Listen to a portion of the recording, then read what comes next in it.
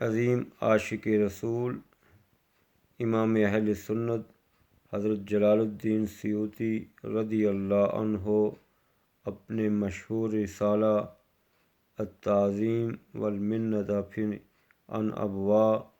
رسول اللہ صلی اللہ علیہ وآلہ وسلم فی الجنۃ میں نقل فرماتے ہیں کہ رسول اللہ نے ارشاد فرمایا کہ جبریل علیہ السلام تشریف لائے اور مجھ سے کہا کہ اللہ تبارک و تعالی نے آپ کو سلام بھیجا ہے اور فرمایا ہے کہ اس پشت میں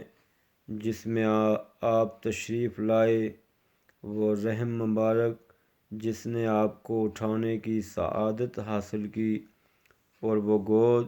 جس میں آپ نے پرورش پائی، ان سب پر آگ حرام کر دی گئی ہے۔ اور پشت مبارک سیدنا عبداللہ رضی اللہ عنہ، رحم مبارک سیدتہ آمنہ رضی اللہ تعالی عنہا، اور گود مبارک آپ صلی اللہ علیہ وآلہ وسلم کے چچا جناب سیدنا ابو طالب رضی اللہ تعالی عنہ اور سیدتہ